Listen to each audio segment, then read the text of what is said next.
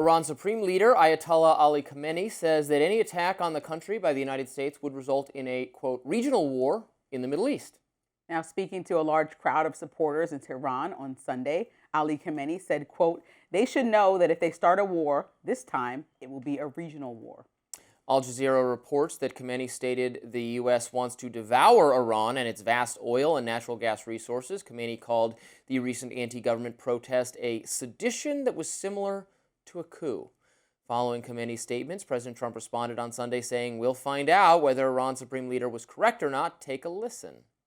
Why wouldn't he say that? Of course you're going to say that, but we have the biggest, most powerful ships in the world over there, very close, a couple of days, and hopefully we'll make a deal. If we don't make a deal, then we'll find out whether or not he was right. Meanwhile, Iran's foreign minister, Abbas Araghchi, told CNN Sunday that a direct negotiations with the U.S. is difficult to achieve. Let's listen. A meaningful negotiation should be based on trust. And unfortunately, we have lost our trust to the United States as a negotiating partner. And the reason is obvious. We negotiated in 2015. Everybody celebrated that when we concluded the deal JCPOA, and the U.S. withdrew with no justification. Well, we don't trust them because they're an authoritarian government that just engaged in or threatened to. It did some of it, wholesale execution, political repression of people who want democracy and human rights and civil liberties and freedom of speech and freedom of religion, people who don't want to be oppressed by an Islamic extremist government. So that's why we're upset with them. We don't want war with Iran, but we don't want them to massacre their dissenters.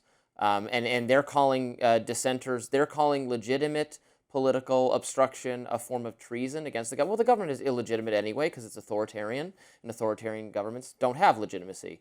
I don't think it's our job to remove them from power, but threaten all you want. Trump's going to do what he's going to do. And that's the question. What are we willing to do? Are we willing to put boots on the ground?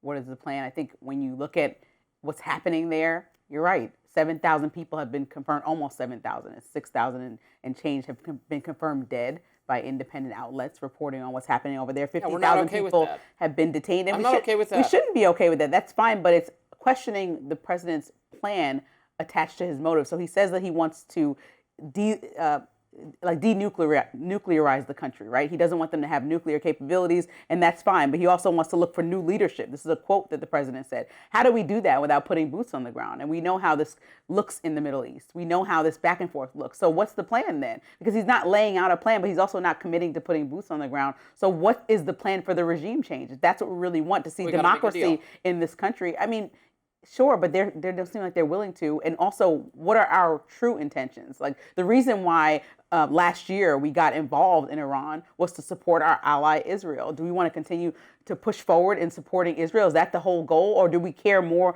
about what's happening over there with their democracy and how they're killing people? And if we do, what's the plan to back up our bold statements that we're making? And just making a deal might not be it, because Israel wants to make them to have no nuclear capabilities, don't continue moving forward with any of their facilities. So how do we do all things? It doesn't seem like Iran's going to say, oh, sure, bomb them. No problem.